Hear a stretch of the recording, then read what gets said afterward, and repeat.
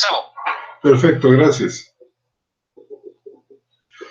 Hermanos y hermanas muy queridos y queridas, les saludamos desde la ciudad de Querétaro, México, con el gusto enorme de estar una vez más con ustedes y hacerles partícipes de estas charlas bíblicas.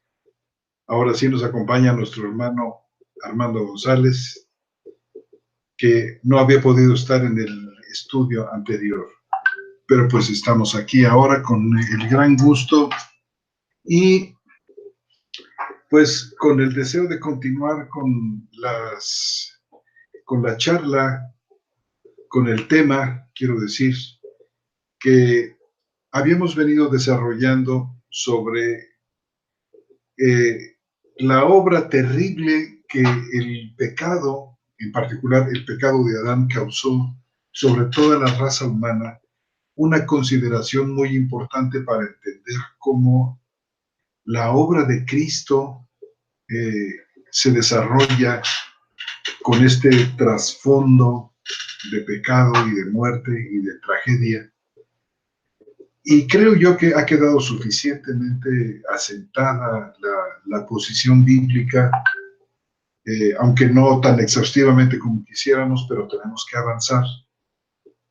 Suficiente como para entender de una manera más plena la obra perfecta de Cristo a nuestro favor.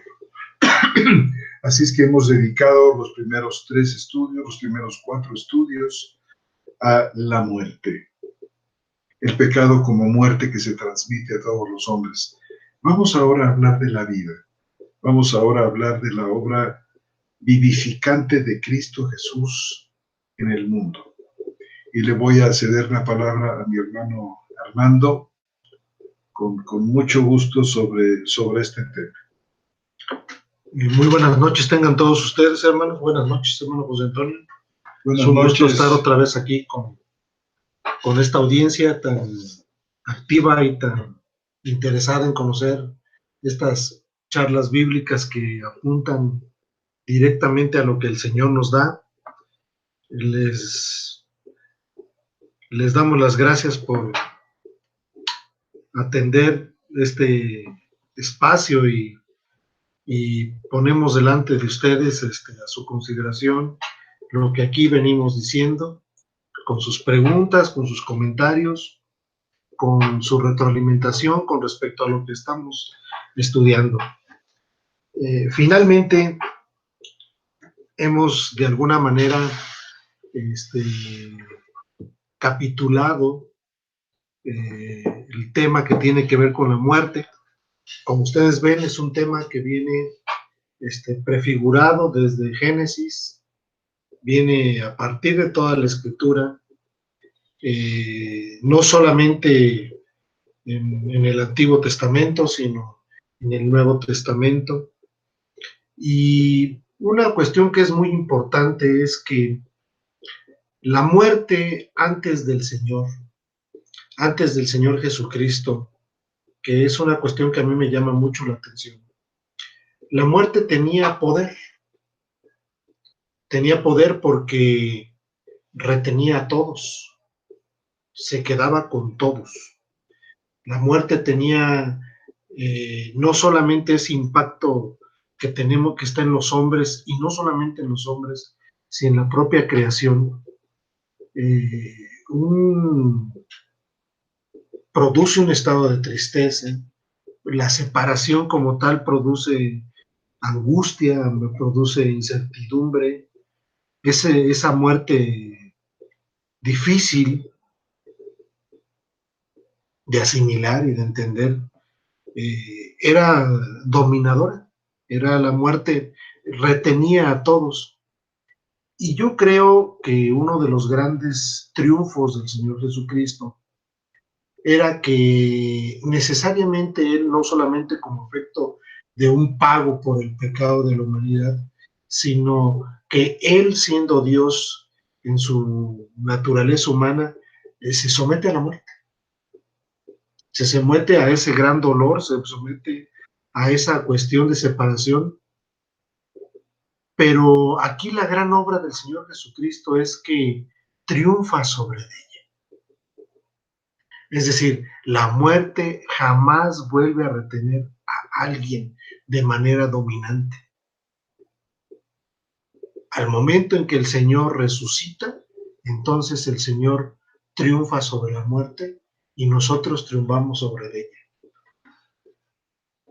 El triunfo del Señor viene a ser nuestro triunfo. Efectivamente. Entonces, en el momento en que el Señor triunfa sobre la muerte, es el gran tema de exposición apostólica, la resurrección. A este Jesús que ustedes entregaron por el predeterminado consejo, resucitó de los muertos. El gran mensaje cristiano. El gran mensaje cristiano. Si nosotros vemos el mensaje cristiano a partir de la primera predicación de Pedro en el libro de los Hechos, déjenme lo encuentro, hermanos, y ahorita se los leo.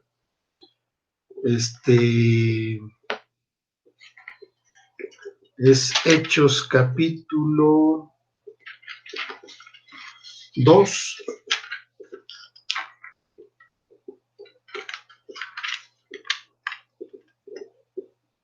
Dice Hechos 2:22. Dice: varones israelitas, oíd estas palabras. Jesús Nazareno, varón aprobado por Dios entre vosotros con maravillas y prodigios y señales milagrosas que Dios hizo por medio de él entre vosotros, como también vosotros sabéis. A este entregado por el determinado designio y anticipado conocimiento de Dios, matasteis por manos de inicuos, crucificándolo. Y dice: al cual Dios levantó, suelto los dolores de la muerte, por cuanto que era imposible que fuera retenido por ella. Este es el primer gran mensaje del apóstol Pedro y hace resaltar el hecho, hace resaltar el triunfo del Señor sobre la muerte.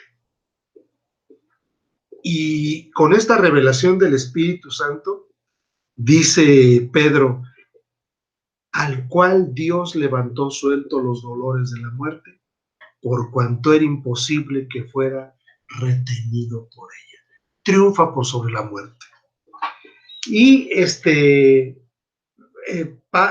Pedro sigue diciendo en el 32, a este Jesús, de ahí mismo del capítulo 2 de Hechos, a este Jesús lo ha resucitado Dios, de lo cual todos nosotros somos testigos. Es decir, era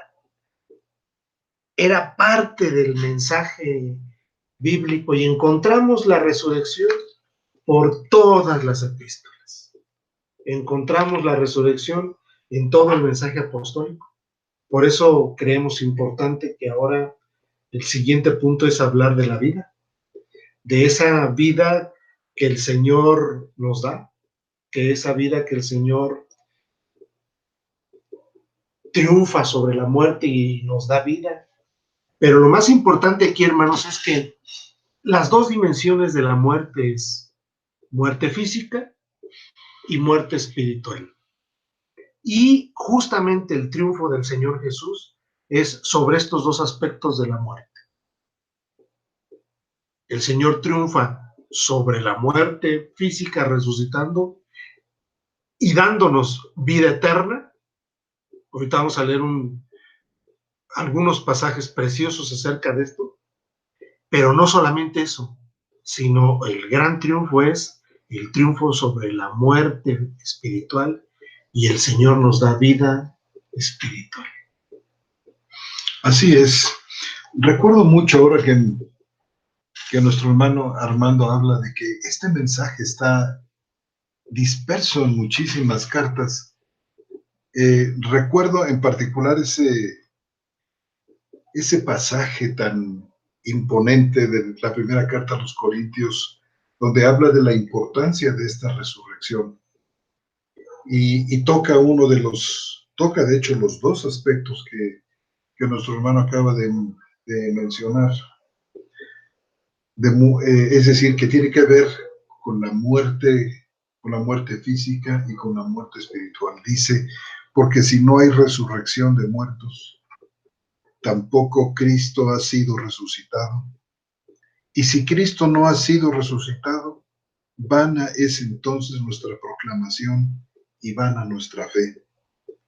Y hasta somos hallados falsos testigos de Dios, porque testificamos contra Dios que resucitó a Cristo, al cual no resucitó si es que los muertos no son resucitados. Porque si los muertos no son resucitados, tampoco Cristo ha sido resucitado. Y si Cristo no ha sido resucitado, vuestra fe es inútil, aún estáis en vuestros pecados. Y también los que durmieron en Cristo perecieron. Si solo para esta vida esperamos en Cristo, somos los más dignos de lástima de todos los hombres. Podríamos decir que sin resurrección no hay cristianismo. Así es. Es decir, la resurrección cumple una función importantísima en la doctrina de la Biblia, porque es el gran triunfo del Señor. Es el gran triunfo del Señor sobre la muerte y es el gran triunfo del Señor sobre el daño de Adán. El daño de Adán que dio a la humanidad, que ya lo hemos platicado, creo que lo suficiente. Ahora tenemos en contraste la vida. Podemos abundar y vamos a abundar en las siguientes sesiones acerca de este gran triunfo de la vida. Y empezamos a leer este mensaje que lo encontramos con mucha puntualidad en las Escrituras y principalmente en los Evangelios. Nos vamos a centrar, por ejemplo, en San Juan 3, capítulo 15, un texto ampliamente conocido por todos ustedes. San Juan 3, capítulo 15, muy usado, muy predicado, muy recitado de memoria, ampliamente conocido por la comunidad cristiana. Y vamos a leerlo, pero vamos a leerlo haciendo los énfasis y poniendo los acentos en las is que corresponden a la vida. Dice San Juan 3, capítulo 15. Dice, para que todo aquel que cree en él tenga vida eterna. Y dice el 16, porque de tal manera amó Dios al mundo, que dio a su Hijo unigénito para que todo aquel que en él cree no se pierda, mas tenga vida eterna. Evidentemente aquí está hablando de ese triunfo sobre la vida y el triunfo del Señor. Aquí evidentemente pone una condición acerca de todo el que cree. No podemos dividir el texto en decir y quedarnos solamente en el todo. Dice, porque de tal manera amó Dios al mundo que dio a su Hijo unigénito para que todo aquel, y viene la condición, que cree en él, no se pierda, mas tenga vida eterna. Y este es un punto muy importante. Es muy importante porque esta vida no es dada al que no cree. Esta vida no es dada al que rechaza. Esta vida no es dada como en el contexto evangélico y en el contexto a lo mejor carismático en un sentido, que se cree que la salvación pueda ser para todos. No existe una condición donde la salvación y la vida es para todo aquel que cree. Previo a esta charla, platicaba yo con el hermano y leíamos un texto de San Juan que me gustaría leérselos, solamente para que viéramos lo que el Señor tenía preparado para nosotros. Dice San Juan 10, capítulo 26. Y tiene que ver con el aspecto de San Juan 3:16. Les dice a los judíos, el Señor les dice a los judíos, pero vosotros no creéis porque no sois mis ovejas. Esto quiere decir que para creer tenemos que ser del Señor. Esto significa que aquel que cree es porque el Señor lo llamó y lo eligió como sus ovejas. Dice, pero vosotros no creéis porque no sois de mis ovejas. Mis ovejas oyen mi voz y yo las conozco y me siguen. Y fíjense, hermanos, y a esas ovejas que lo siguen y que el Señor las conoce, dice, yo les doy vida eterna. Y no perecerán jamás, y nadie las arrebatará de mi mano. Lo que me ha dado mi Padre es mayor que todas las cosas, y nadie puede arrebatarlo de la mano de mi Padre. Yo y el Padre somos uno. Es decir, que las ovejas del Señor fueron dadas por el Padre. Si nosotros regresamos tantito en San Juan y vemos el capítulo 6:44, hermanos, ahí mismo, capítulo 6:44 de San Juan, dice, nadie puede venir a mí, dice el Señor Jesús, y utiliza una palabra muy categórica, nadie. Es una palabra importante porque no da espacio a que se cuele alguien, no da espacio a dejar una rendija por donde alguien se pueda meter. Dice, nadie puede venir a mí si el Padre que me envió no le arrastra hacia él. Y viene la palabra importante, donde viene implícita la vida. Y yo le resucitaré en el día postrero.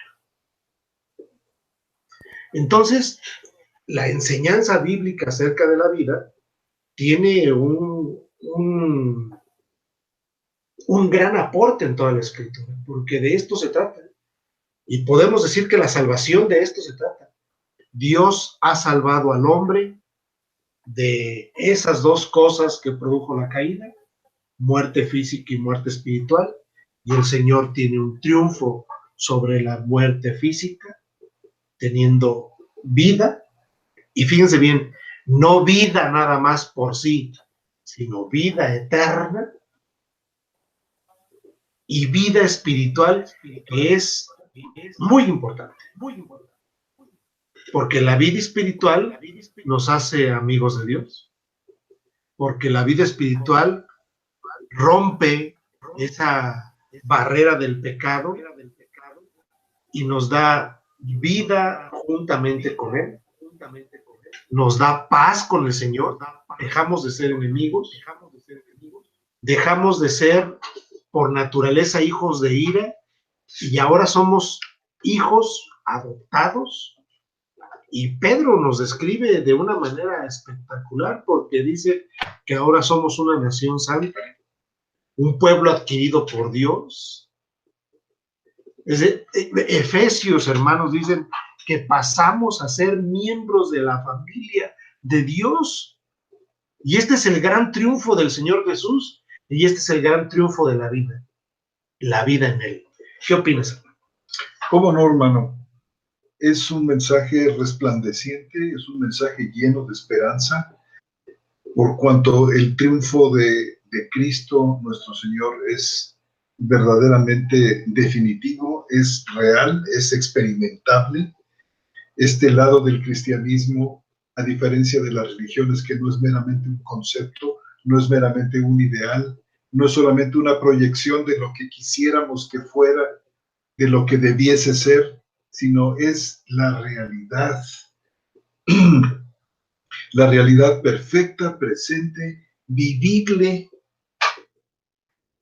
la vida que se encarna en nosotros, la vida que nos saca de la muerte, que nos saca del pecado y de su esclavitud, que nos transforma, que nos configura a la imagen de Cristo y que nos lleva más allá de la muerte.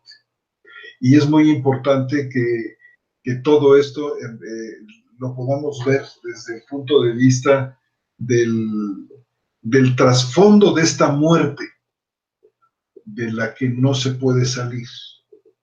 Una muerte inescapable, una situación donde no alcanza el albedrío humano, no alcanza la mejor de las aspiraciones humanas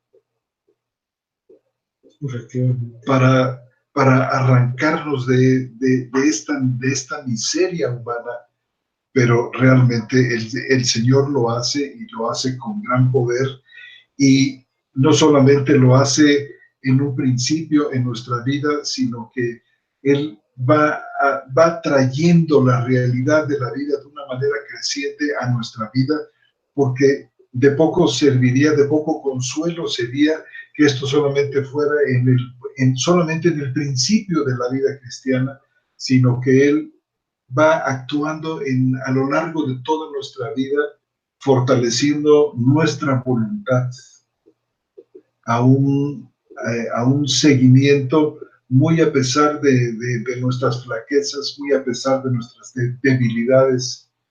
Es un mensaje tremendamente esperanzador. Bien, yo creo fundamentalmente en un aspecto, en el siguiente sentido, que el hombre en esa condición que tiene Adán, heredada en él, no tiene ninguna posibilidad de acercarse a Dios. En los textos que vamos a leer ahorita, que vamos a hacer el énfasis en eso, nosotros vemos que la vida depende absolutamente de la actitud del hombre, de ese hombre llamado por Dios, en el Cristo. Es decir, es el Cristo el que da la vida, no el hombre el que la obtiene. Es muy enfático el asunto de la posición de Dios dando siempre ese primer paso para salvar al hombre, y no al hombre haciendo algo para buscar a Dios. Exacto. Exacto. Es decir, nosotros llegamos a tener esta realidad de la salvación, esta realidad extraordinaria, no porque nosotros la hayamos buscado para tenerla, sino que es al revés. Nosotros fuimos buscados para tenerla. Efectivamente. Y como decía nuestro hermano Armando, habíamos ya hablado sobre, en los capítulos anteriores, hermano, habíamos hablado de esta condición adámica a la que te referías hace un momento. Esta acción única de Adán, este pecado único de Adán, que arrastra consigo a toda su descendencia. Y la arrastra y la hunde en la muerte física, en la muerte espiritual. También tú habías hablado sobre Efesios capítulo 2, de este lado, vamos a decir, negativo de la muerte, claro, este lado oscuro de la muerte. Y ahora yo creo que sería magnífico que nos hablaras de este lado luminoso, de la vida, que está en ese pasaje verdaderamente espectacular de Efesios, en el capítulo 2, al cual invitamos a nuestros oyentes a que abran su Biblia y nos acompañen en la consideración de estos versículos maravillosos. Y todo esto, hermanos y hermanas queridos, es para nuestra solidificación, para el enriquecimiento y crecimiento de nuestra fe, para que nos sintamos siempre seguros, siempre confiados, no importa cuáles sean las vicisitudes de la vida, las circunstancias a veces no agradables por las que tenemos que pasar, el Señor siempre estará con nosotros. El Señor que nos trajo de la muerte a la vida no permitirá que regresemos a la muerte, porque es vida no temporal, sino es vida eterna. Bien, antes de leer Efesios, quisiera leer la introducción de Juan, del Evangelio de Juan, donde el Señor de alguna manera empieza a poner las bases de esto. Dice, en el principio era el Logos, y el Logos estaba ante Dios, y Dios era el Logos. Estoy en San Juan, Evangelio de San Juan, capítulo 1, versículo 1. En un principio, estaba ante Dios, todas las cosas por él fueron hechas, y sin él nada de lo que ha sido hecho fue hecho. Y viene el aspecto importante. En él había vida. Esa vida espiritual, esa vida que le da dignidad al hombre. El hombre, sin esa vida, no tiene dignidad, porque todo lo que hace, todo está trastocado por la condición de pecado. Aún su voluntad, aún su ingenio, aún su ciencia, aún su capacidad creativa, aún su intelecto, aún su razón, aún su academia, aún todas las cosas que hace el hombre fuera de Cristo y fuera de esa vida, están tocadas por el pecado. Y dice, en él había la vida que le da dignidad al hombre. Y esa vida, dice aquí, era la luz de los hombres. Es decir, esa vida es la que los rescata. Podemos identificar a muchos genios.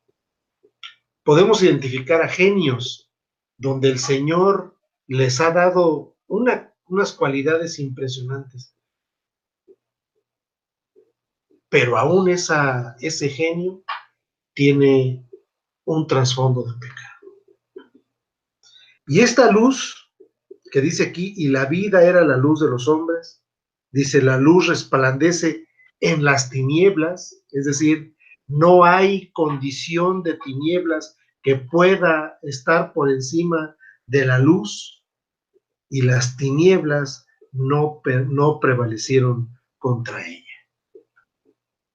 Es decir, esta gran revelación del apóstol San Juan empieza justamente con ese verbo, con ese logos que era Dios, y que ese logos era la vida que es la luz de los hombres. La vida y la luz de los hombres que se abre camino en nuestras tinieblas, en la tiniebla de la muerte. Realmente, hermanos y hermanas, la caída tocó y trastocó absolutamente todo. La caída condujo a la muerte. La caída, me refiero al pecado de Adán que arrastra su descendencia, realmente lo arrasa todo y no deja piedra sobre piedra. Todo el ser interior del hombre queda tocado y trastocado por este pecado al que hacías referencia, hermano. Por supuesto. Entonces, en este contexto que ya hemos venido hablando, vamos a tocar lo que Pablo dice en el capítulo 2 de Efesios. Vamos a regresar al capítulo 2 de Efesios. Déjenles platico, hermanos, les comento y espero que la charla pueda ser, que las palabras puedan ser gráficas. Nosotros podemos tomar el capítulo completito de Efesios y hacer 2 columnas, construir 2 columnas. En una columna, por así decir, la columna de la izquierda, vamos a poner aquellos textos que hablan del aspecto negativo, el aspecto de la muerte, el aspecto de la condición del hombre. Y en la columna de la derecha vamos a poner todos aquellos aspectos que tienen que ver con la vida y con el triunfo de la vida sobre la muerte. Me refiero a que en la columna izquierda vamos a poner los versículos que apoyan y que nos revelan la condición caída del hombre, y en la columna derecha pongamos aquellos versículos que tienen que ver con el triunfo de la vida de manera puntual en el capítulo 2. Este capítulo 2, creo yo que, así como tantos capítulos que hay en Romanos y en toda la Escritura, el capítulo 2 es un capítulo fundamental para la comprensión de la vida y de la gracia, porque esto es un don de Dios. Y vamos a empezar a dar lectura, hermanos. Vamos a leer el capítulo 2, versículo 1 al 3, hermanos. Del capítulo 2, versículos 1 al 3. Y estos 3 primeros capítulos los vamos a ubicar en la columna de la derecha, de la izquierda. Versículos. Estos 3 versículos, perdón, otra vez. Quiero decir lo siguiente. Del capítulo 2, del versículo 1 al 3, van a ser colocados en la columna izquierda, la de los caídos. Dice lo siguiente: en cuanto a vosotros, estabais muertos en vuestros delitos y pecados, en los cuales anduvisteis en otro tiempo, según el curso de este mundo, conforme al príncipe de la potestad del aire, del espíritu que ahora actúa en los hijos de desobediencia. Entre ellos también vivimos todos nosotros en otro tiempo, en los deseos de nuestra carne, haciendo la voluntad de la carne y de los pensamientos, y éramos por naturaleza hijos de ira, lo mismo que los demás. Tenemos ahí muchos adjetivaciones hacia el hombre: muertos en delitos y pecados, en los cuales anduvisteis en otro tiempo, en los deseos de nuestra carne, haciendo la voluntad de la carne y de los pensamientos, y éramos por naturaleza hijos de ira, lo mismo que los demás, es decir, hijos separados de Dios, destinados a la ira y al juicio eterno de Dios. Pero si vemos el versículo 4, ese versículo lo tendríamos que colocar en la columna de la derecha. Y dice: pero Dios, que es rico en misericordia, por su gran amor con que nos amó, escuchen, nos dio vida juntamente con el Mesías. Y esta palabra vida juntamente con el Mesías refiere a la vida física, a la vida eterna y a la vida espiritual. Y dice: por gracia sois salvos. Y dice el versículo 5, que ese versículo 5 solito lo podemos mandar a la columna izquierda, porque dice: aún estando nosotros muertos en pecados, parte A del versículo 5, la parte B dice: nos dio vida juntamente con él. Por gracia habéis sido salvos. Y juntamente con Jesús el Mesías, fíjense bien, nos resucitó, es decir, nos dio vida, y nos hizo sentar en los cielos, para mostrar en los siglos venideros la inmensurable riqueza de su gracia, es decir, esa riqueza de su gracia que no tiene medida en su bondad para con nosotros en Jesús el Mesías, porque por gracia habéis sido salvos por medio de la fe. Y esto no es de vosotros, es don de Dios. Esto en neutro quiere decir que en lo que es el don de Dios tiene que ser la gracia y la fe. No dice y esta, no dice y aquella, no. Dice y esto incluye a la gracia y a la fe, es un don de Dios. No por obras para que nadie se gloríe, porque somos hechura suya, creados en Jesús el Mesías para buenas obras, las cuales Dios preparó de antemano para que anduviésemos en ellas. Tenemos entonces del versículo 5b hasta el 10 en la columna derecha, hermanos. Pero el 11 nos recuerda y nos regresa otra vez a esta condición caída y dice, por tanto, acordaos de que anteriormente vosotros, los gentiles, en la carne, los llamados sin circuncisión por la llamada circuncisión, hecha por manos en la carne, en aquel tiempo estabais sin el Mesías, apartados de la ciudadanía de Israel y extraños a los pactos de la promesa, no teniendo esperanza y sin Dios en el mundo. Pero ahora, en Jesús el Mesías, vosotros que en otro tiempo estabais lejos, y la última parte del 13 dice, fuisteis hechos cercanos por la sangre del Mesías. Y dice el 14, ubicado ya en la parte derecha, igual que esta última parte del 13, dice, porque Él es nuestra paz, que de ambos hizo uno.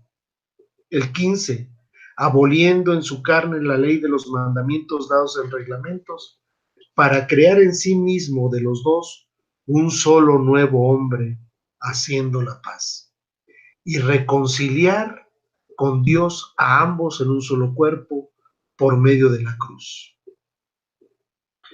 Y la última pedacito del 16 dice, matando en ella la enemistad que había entre Dios y el hombre por causa del pecado y por causa de la condición humana. Y el 17, del lado derecho, y vino y anunció las buenas nuevas de paz y paz a los que estaban cerca. Pues por medio de él, los unos y los otros tenemos derecho a entrar por un mismo espíritu al Padre. El 19, la parte A, del lado izquierdo. Así pues, ya no sois extranjeros ni forasteros, que eso es lo que éramos, sino que sois conciudadanos con los santos, miembros de la familia de Dios, ubicado en el lado derecho de nuestra columna. Fíjense cómo dice, hermanos, sino que sois conciudadanos con los santos, y conciudadanos significa que somos ciudadanos igual que ellos, con los santos y miembros de la familia de Dios, por si fuera poco. Y sigue diciendo el versículo 20, habiendo sido edificado sobre el fundamento de los apóstoles y profetas, siendo la piedra angular el mismo Jesús, el Mesías, en quien bien trabado todo edificio, crece hasta llegar a ser un templo santo en el Señor, en el cual también vosotros sois juntamente edificados para morada de Dios en el Espíritu. Este es el capítulo donde tenemos el mayor contraste, hermanos, entre muerte y vida, entre condenación y salvación, entre muerte y triunfo sobre la muerte. Porque por gracia sois salvos por medio de la fe. Y esto no es del hombre, lo que venimos enfatizando. Venimos enfatizando que el hombre no tiene posibilidades por sí mismo. No hay una libre decisión en el hombre por sí mismo de tener la fe que salva, sino dice con toda claridad, y esto, la gracia y la fe, no es de vosotros, es un don de Dios. ¿Qué opinas? Bueno, me parece que es extraordinario y lo volvemos a oír una vez más después de tantos años y sigue siendo vida y sigue siendo la palabra poderosa que no solamente nos informa, sino que nos forma, sentimos, no sé, algún tipo de casi electricidad interna, un gozo que nos invade cuando escuchamos estas cosas. Me llama mucho la atención, Armando, que en estos 3 primeros versículos se define esta muerte. Qué grave era esta muerte. Dice, fíjense ustedes cómo el apóstol Pablo la define aquí en Efesios capítulo 2. Dice, y a vosotros estando muertos en vuestros delitos y pecados. Parece como que el apóstol la explica, la ¿cómo se dice, hermano? Desmenuza. La desmenuza. Dice, delitos y pecados en los cuales anduvisteis en otro tiempo, me gusta que fue en otro tiempo, porque hay un real cambio en la vida que Cristo nos da. Dice, en otro tiempo, según, en primer lugar, definiendo esta muerte, la tendencia de este mundo. Es decir, según la manera de ser y la manera de vivir del mundo, según las costumbres del mundo, según sus tradiciones, según la manera como entiende los valores, muchos de ellos muy entrecomillados. Esta es la tendencia del mundo en la que nosotros nacemos. Este estar muerto en delitos y pecados tiene que ver con este seguir la tendencia de este mundo.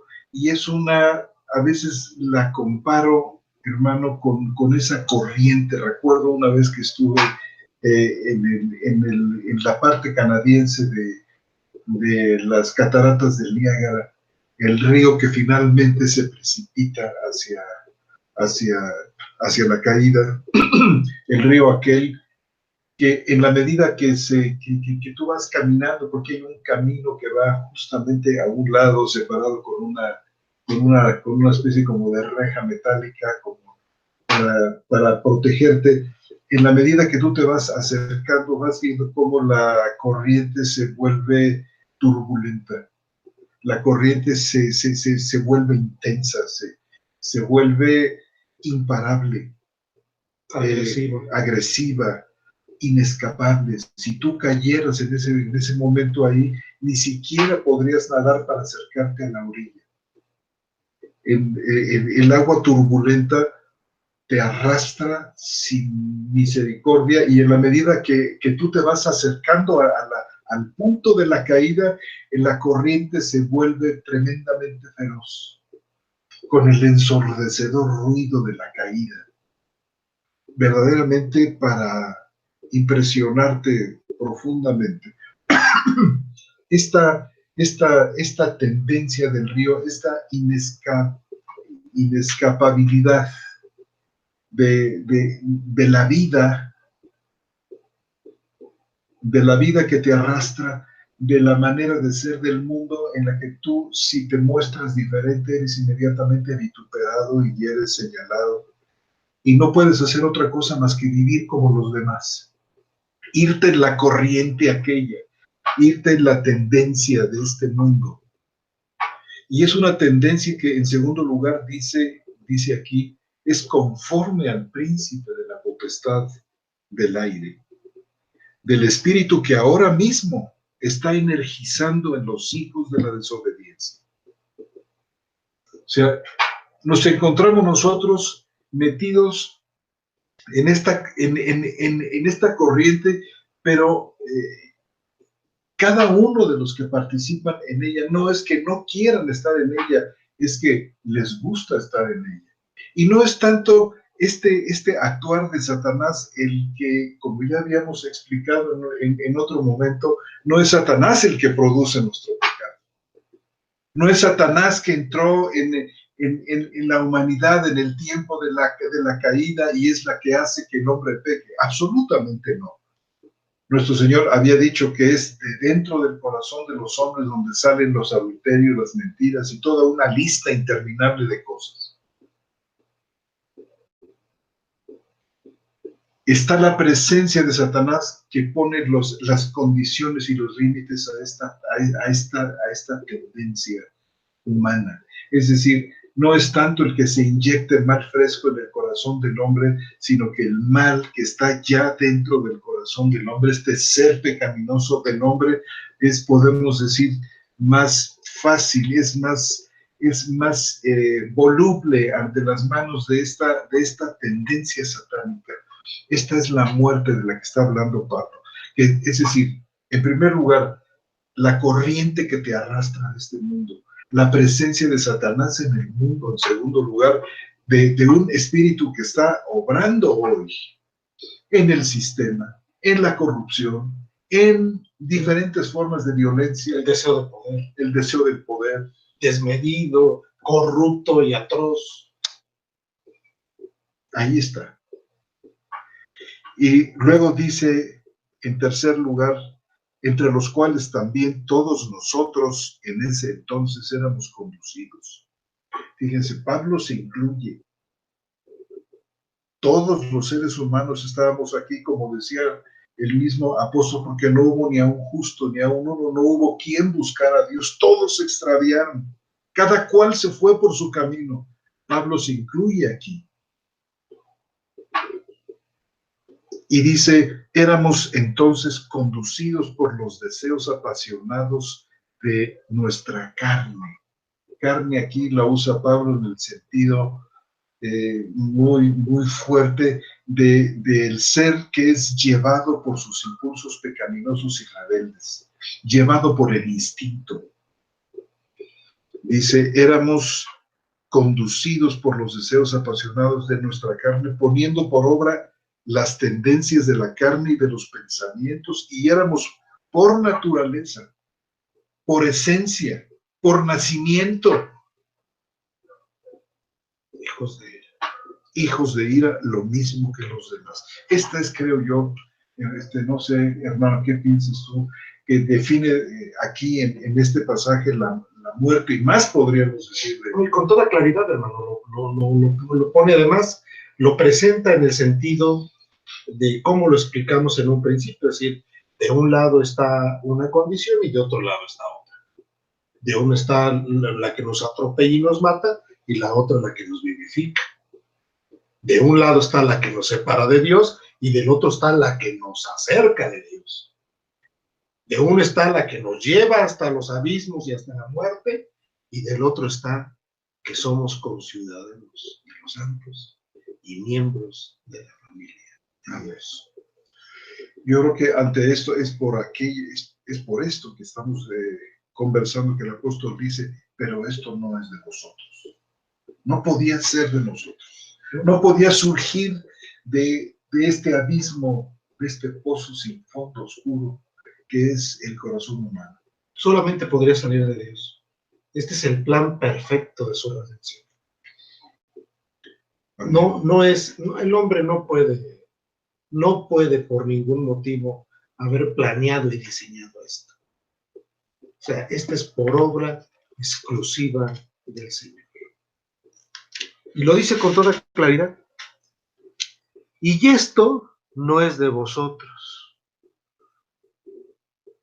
es el don de Dios. El versículo 8 del capítulo 2. Y ese lenguaje de la escritura que a mí me llama mucho la atención de manera particular, hermanos. Dice aquí el versículo 8, observen. Bueno, vamos a leer un poquito antes. Del versículo 5 dice, aún estando nosotros muertos en pecado, acción de Dios, nos dio vida juntamente con el Mesías. Es decir, nosotros no la obtuvimos. Él nos dio vida juntamente con el Mesías. Dice el 6, y juntamente con Jesús, el Mesías, nos resucitó. Otra acción que viene del Señor. Y la siguiente, y nos hizo sentar en los cielos. Acción de Dios. Para mostrar en los siglos venideros la inmensurable riqueza de su gracia en su bondad para con nosotros en Jesús. Y dice, porque por gracia habéis sido salvos por medio de la fe. Y esto, otra vez, no es de vosotros, es un don de Dios. Y el 10, pues culmina. Bueno, no culmina, empieza, creo yo. Dice, porque somos hechura suya, no de hombre por hombre, sino somos hechura de Dios, creados en Jesús el Mesías para buenas obras, las cuales Dios preparó el Señor de antemano para que anduviésemos en ellas. Dice el versículo B del 13, fuisteis hechos cercanos por la sangre del Mesías. Alcanzo a notar aquí, hermano, juntamente con la muerte, ¿cómo dice? Acerca de nos dio vida juntamente con él. Juntamente con él nos resucitó. Esta idea de juntamente con este verbo compuesto con la preposición sin, que quiere decir junto, juntamente a, nos lleva a la doctrina maravillosa de la unión con Cristo. Tema que tenemos nosotros aquí en el tintero, muy guardado para ustedes, hermanos y hermanas, que es una verdadera gloria, y confiamos en que con su ayuda podamos abordar, para, si así lo quiere el Señor, programas futuros donde seguiremos hablando de esta vida. Y de momento, pues queremos nosotros invitar a nuestros oyentes a que, si tienen alguna pregunta en particular referida a esto que hemos estado conversando hoy, son, por supuesto, más que bienvenidas. Así es que vamos a pasar en este momento aquí al WhatsApp de Radio Telestete, donde seguramente hemos de tener por aquí algunas preguntas para contestar con mucho gusto y en la medida de nuestra posibilidad.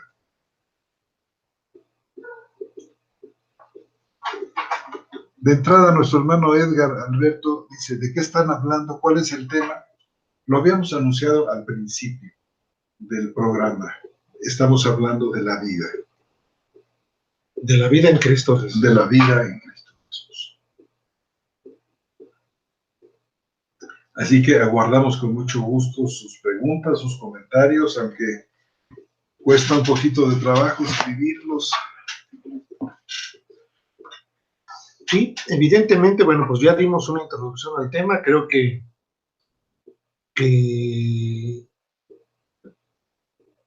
con una revelación fenomenal del Señor. La próxima semana, si Dios nos permite, hablaremos de cómo los evangelios apuntan a esto desde la enseñanza del Señor Jesús y cómo Pablo lo sigue abundando en muchas de sus cartas, y vamos a hacerlo por ahí. Por el momento, hermanos, aquí le vamos a terminar. Solamente estamos esperando que nos manden sus preguntas, que nos puedan decir quién es el que escribe, de dónde nos escriben y qué dudas tienen.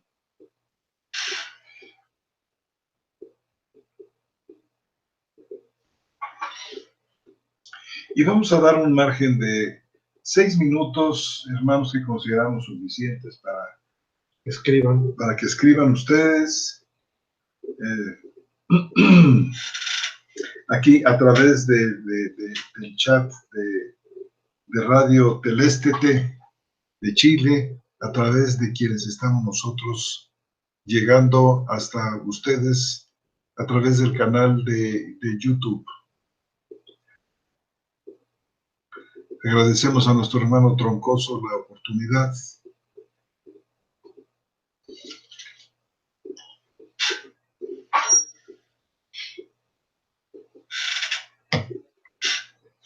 Estoy escribiendo.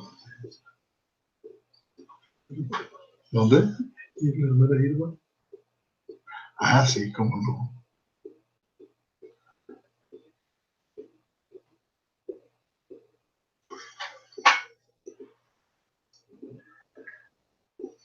Vamos a ver qué nos dice nuestra hermana Irma Valderas de la ciudad de Celaya, en México.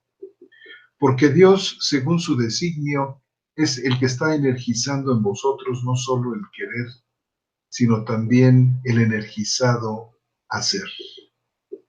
En contraste con Efesios 2:2, esto es en Filipenses 2:13. En contraste con Efesios 2:2 en cuanto al espíritu que opera en los hijos de desobediencia. Uno es Dios, otro es el diablo. Claro. Y si mi hermana pudiese quizás concretar, este es su comentario, ¿verdad, hermana? No es tanto una pregunta, sino un comentario. ¿O hay una pregunta?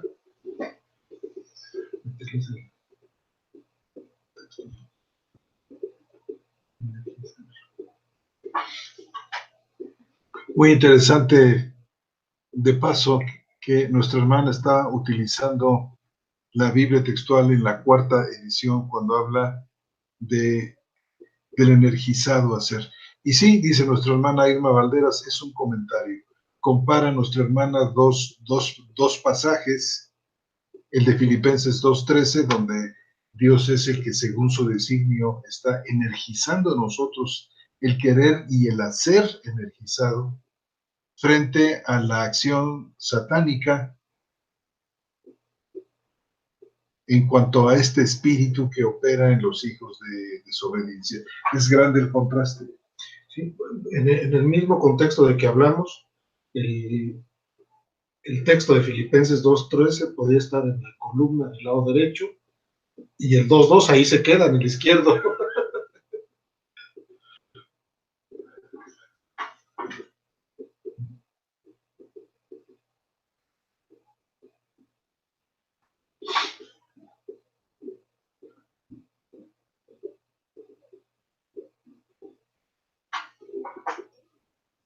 Dice la hermana Irma Valderas, yo creo que ampliando su comentario, porque en Efesios 2:2 también dice que está energizando a los hijos de desobediencia.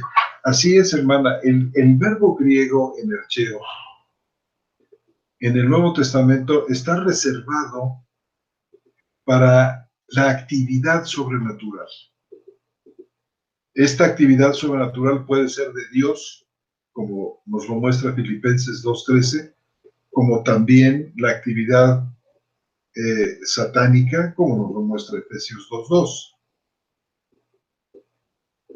Pero se refiere a actividad sobrenatural. Yo creo que fue una buena decisión el que en la 4ª edición de la Biblia textual se tradujera energizar en lugar de hacer. Porque hay varias palabras griegas que se refieren a este hacer. Está, por ejemplo, pieo, es una, prazo, es otra. La misma palabra ginome también tiene esta connotación de hacer, y otra más que se me escapa en este momento. Son 4 palabras que hablan de hacer, pero todas referidas al hacer humano. Pero el energeo solamente está, podemos decir, solamente se emplea para designar la actividad sobrenatural, ya sea de Dios o del diablo. Y bueno, pues esta es la razón.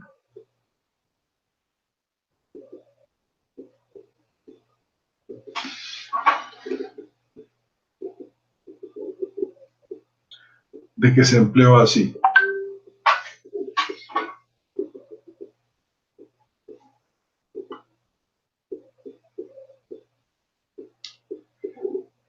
Dice la hermana Irma Valderas, es que la palabra energizar ayuda mucho a la comprensión de ambos textos. Efectivamente, hermana, así lo creemos.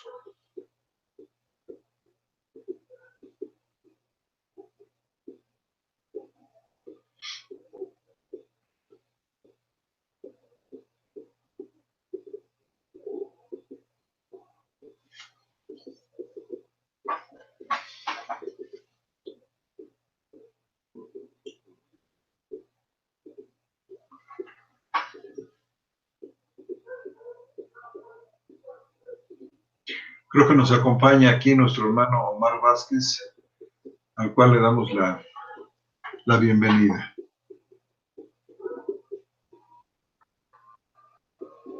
Ojalá, hermano Joshua, que usted pueda escuchar este programa que quedó grabado en el YouTube para que pueda usted, ojalá, tomar toda la enseñanza completa. El tema es la vida en Cristo Jesús. En contraste con el tema de la muerte en Adán, de la que hablamos en los 3 capítulos anteriores, los 3 programas anteriores.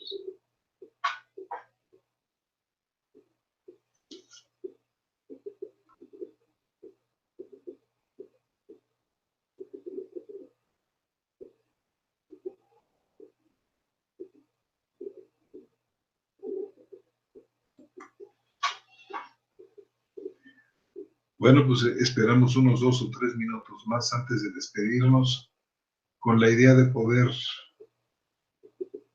contestar alguna pregunta o hacer del conocimiento de los demás algún comentario aquí hecho. Mucho gusto, hermano Joshua, en saludarlo.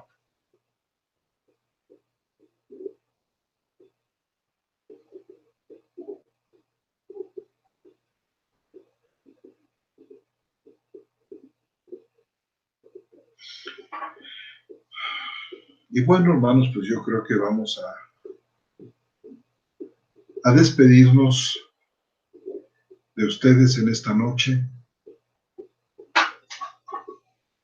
Parece que nuestro hermano Omar está escribiendo, así es que, bueno, vamos a esperar el comentario de nuestro... Aquí está. Nuestro hermano Omar tiene una pregunta, dice... Muy al principio de la conferencia se comentó que Jesús venció a la muerte y a la vida.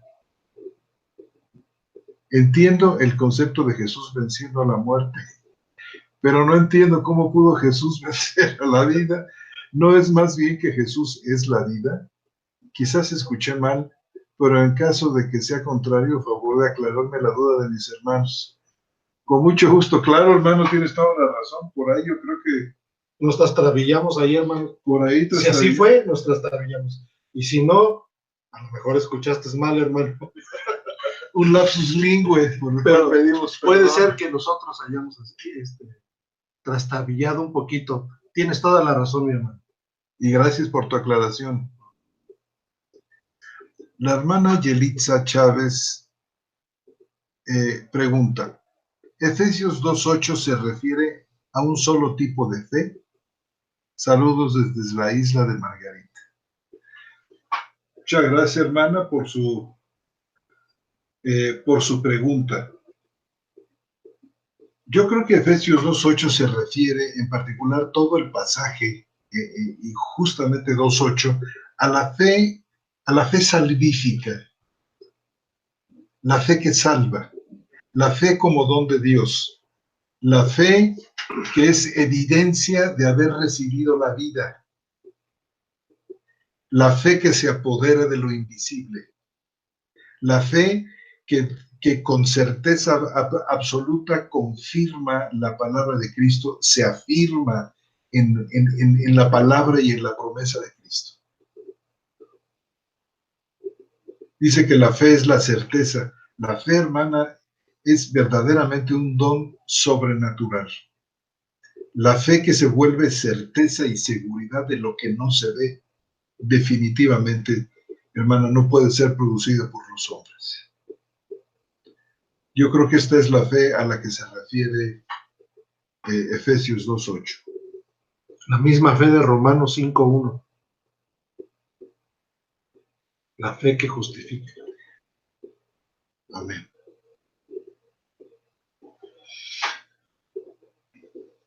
Tengo dudas, dice la hermana Irma Valderas, siguiendo la secuencia de los comentarios sobre Efesios 2:15. A ver si podemos nosotros seguir aboliendo en su carne la ley de los mandamientos expresados en preceptos, para crear en sí mismo de los dos un solo nuevo hombre, haciendo la paz.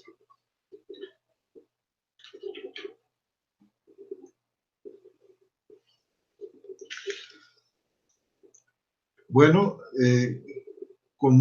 creo que nuestra hermana Irma Valderas amplía, dice, en cuanto a aboliendo en su carne la ley de los mandamientos, ¿qué relación tiene con el gentil? Con el gentil ninguna, hermana, porque los gentiles nunca estuvimos bajo la ley mosaica.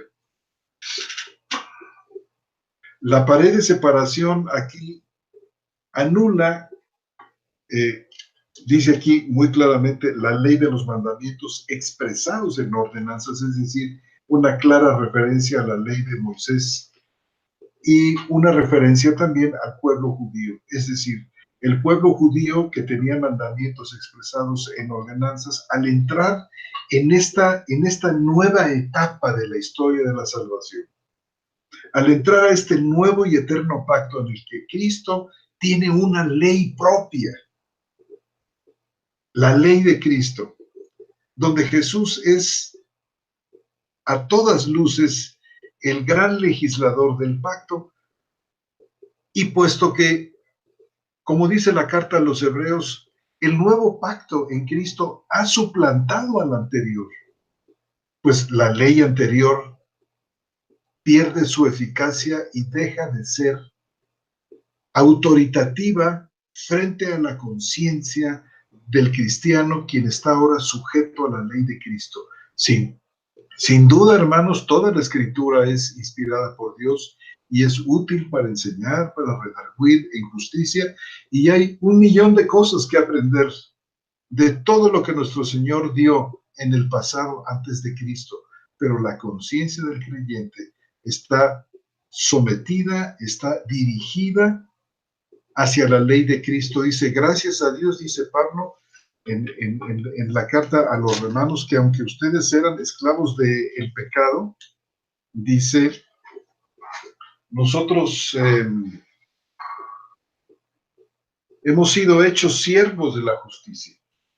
Fíjense ustedes que la libertad de la que habla el apóstol Pablo aquí, que es libertad del pecado y libertad de la ley y por supuesto libertad de la muerte. Esta libertad no nos deja autónomos, no nos deja desconectados de Dios, no nos deja solos, sino que los que éramos esclavos del pecado pasamos a ser ahora siervos de la justicia, y es Dios el que lo hace. Por eso aquí la importancia de la voz pasiva en el versículo 18 del capítulo 6, que dice, y habiendo sido libertados del pecado, fuisteis hechos esclavos de la justicia. Y esta justicia es este lado perfectamente luminoso, pleno y completo de la ley de Cristo, que es en todos los sentidos superior a las otras formas más o menos rudimentarias en que Dios quiso dejar su ley en el pasado, ya sea a los santos de los primeros años de la historia de la salvación, a Abel, por ejemplo, a toda aquella simiente santa, o la manera como posteriormente se la reveló a Abraham, o como posteriormente se la dio nuestro Señor al pueblo judío. Todas estas fueron manifestaciones de la ley de Dios, ninguna tan completa, tan plena y tan perfecta como esta que tenemos nosotros como ley de Cristo. Entonces, en el nuevo pacto, la vieja ley basada en ordenanzas desaparece, escrita en un libro, escrita en tablas de piedra, Dice, ahora el Señor escribe su ley en nuestro corazón. Y por supuesto, en este nuevo pacto, tanto gentiles judíos como judíos creyentes, creyentes judíos y creyentes gentiles, vienen a formar un nuevo cuerpo, un nuevo hombre, el nuevo hombre comunitario, la iglesia que es su cuerpo. Espero, hermana, que esto le ayude. Y si me permite abundar tantito más, hermana, ahí mismo en Efesios 2:11, dice, por tanto, acordaos de que anteriormente vosotros, los gentiles, en la carne, los llamados sin circuncisión por la llamada circuncisión hecha por manos en la carne, en aquel tiempo estabais sin el Mesías. 1. 2. Apartados de la ciudadanía de Israel. 3. Extraños a los pactos de la promesa. 4. No teniendo esperanza. 5. Y sin Dios en el mundo. Es decir, si subrayamos extraños a los pactos de la promesa, es que los pactos de la promesa no fueron para los gentiles, fueron para los judíos. Apartados de la ciudadanía de Israel, evidentemente éramos judíos. No éramos gentiles, no judíos. Cuando dice aquí el Señor que aboliendo en su carne la ley de los mandamientos dados en reglamentos, es que los judíos realmente eran esclavos de la ley de los mandamientos, porque no solamente eran los 10 mandamientos escritos en piedra, eran 620 reglamentos que tenían que cumplir. Ellos realmente no tenían libertad, estaban esclavizados a esto. Entonces, ¿qué hace el Señor? Quita todo eso. Y de los dos, hace uno solo. Que aquí mismo en Efesios lo puntualiza. Luego nuestro hermano Omar pregunta, ¿la hechura suya de Efesios 2:10 corresponde a la nueva creación de Gálatas 15? Por supuesto que sí, hermano. Esta hechura suya, creados en Cristo Jesús, habla de la nueva creación. Habla de el nuevo hombre del que confiamos en que también podremos hablar en programas futuros, acerca de la vida, acerca del resultado de esta redención de Cristo que forja en nosotros un nuevo hombre. Y aquí en Efesios 2:10 se muestra no como que pertenece a esta creación. El hecho de que diga somos hechura suya y creados en Cristo Jesús está muy lejos de la idea que lamentablemente tienen todavía muchos creyentes, en el sentido de que creen que la obra de Cristo es algo así como meter un carro chocado, un automóvil chocado al taller y sacarle las abolladuras y pintarlo. No es una obra de ojalateo el que hace Dios con nosotros en la salvación, sino es una obra de creación. Es al mismo tiempo una obra de conformación a la imagen de Cristo. Es un trabajo también de unión con la persona de Dios. O sea, estas tres dimensiones confiamos en que podamos ampliarlas con mucho gusto para ustedes posteriormente. Y sí, hermano, pues tienes tu razón. La hechura suya se corresponde a la nueva creación. El hermano Joshua Méndez nos pregunta, en 1 Corintios 15:45 se hace un contraste de Adán y Cristo, uno como ser viviente y el otro como espíritu vivificante. En ese punto, ¿Jesús descendió al Hades siendo ese espíritu? Me refiero a 1 de Pedro 3:18. Hermano, yo creo que son dos temas distintos. Jesús descendiendo, como bien menciona el apóstol Pedro, por una parte es un tema no necesariamente conectado con el espíritu vivificante de 1 Corintios 15:45, el cual se refiere a la naturaleza misma de Jesús. En contraste con Adán, si nosotros vemos ahí, ¿qué es Adán? Dice, Adán está hecho de tierra, Adán es terrenal, Adán es psíquico, es almático, pertenece a otra pasta, está hecho de otra pasta. En cambio, Jesús desciende de lo alto como espíritu vivificante, no como simplemente ser viviente a secas, sino como el eterno Señor que desciende y da vida al mundo. Por eso es espíritu vivificante. Y por supuesto, si Jesús desciende al Hades, pues podemos nosotros suponer que desciende en esta calidad de espíritu. No sé qué piensas tú. Sí, efectivamente. Está hablando de dos naturalezas distintas. Está hablando de una naturaleza carnal, la de Adán, humana, y la naturaleza de Cristo es evidentemente una naturaleza distinta. Es muy importante, hermano Joshua, y hermanos que nos escuchan, que muy importante que nosotros leamos atentamente los contextos en donde se están diciendo las cosas. Por ejemplo, una lectura cuidadosa de todo el capítulo 15 en general de la primera carta a los Corintios, en particular a partir del versículo donde comienza a comparar en el 15:21 hasta el final, nos damos cuenta del gran tema de la resurrección y al mismo tiempo vemos hacia el final, hacia los versículos 40, ahorita les digo 40, 43, vemos una aplicación de este tema de la resurrección a la resurrección presente de los creyentes, hermanos. Toca aspectos que tienen que ver con la vida de resurrección de los creyentes. Cuando habla, por ejemplo, cuando dice, así como el terrenal, tales son los terrenales. Así como es Adán, tales son todos los que descienden de él.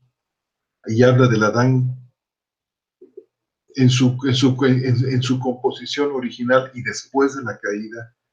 Así habla de Cristo y de los que descienden, de los que son simiente suya, como el celestial, tales los celestiales, y entonces tenemos nosotros ahí una confrontación entre dos líneas genealógicas diferentes, entre dos simientes, como que Pablo divide la humanidad en dos ahí, los que están en Adán y los que están en Cristo.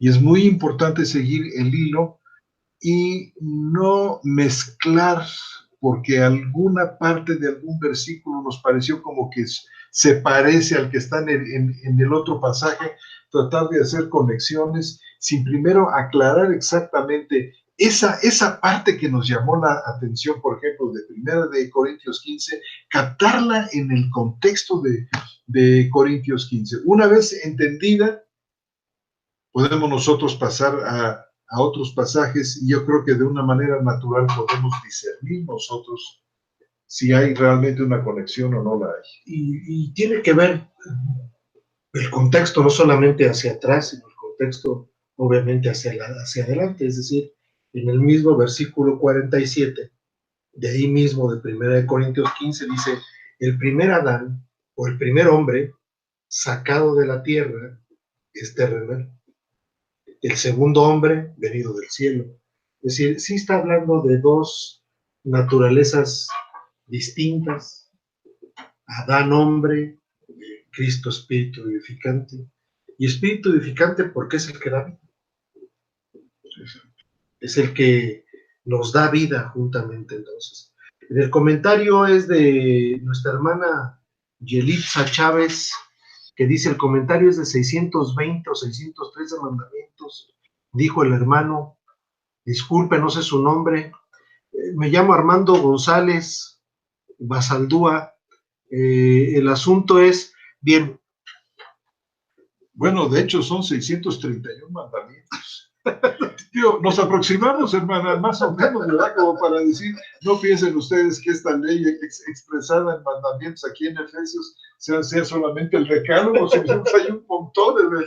Eso es lo que queremos decir, que ciertamente esos mandamientos esclavizaban al judío como tal, es decir, eran no solamente esclavos del pecado, sino esclavos de ese sistema de reglamentos que tenían como ley. Así es. Espero, hermana, que esto le aclare a nuestra querida hermana Yelitza.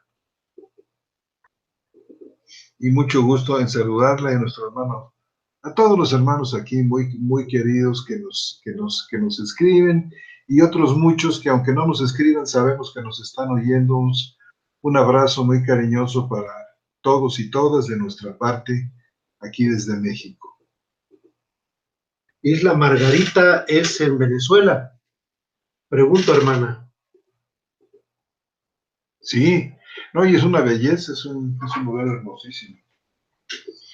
Allí vivía Carlos Fuchán, antes de irse a Miami y luego a España.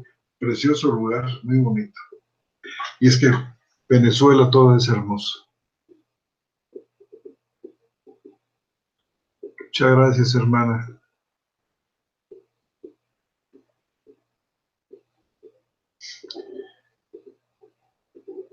Pues mis amados hermanos y hermanas, nos vamos, dice nuestra hermana Yelitza, sí es de Venezuela. La isla de Margarita pertenece a Venezuela. Alguien más por ahí está escribiéndonos, es nuestra hermana Irma, creo.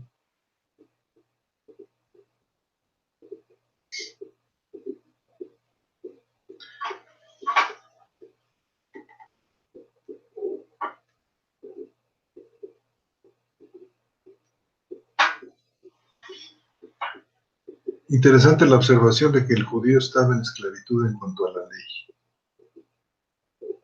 Gracias por el comentario de nuestro país. También es venezolano nuestro hermano Joshua. Cuánto gusto, qué bueno saberlo. Sí, hermana, aquí estamos, vamos a estar con la ayuda del Señor y la invitación de Radio Teleste de Chile, pues estamos aquí pudiendo llegar a ustedes.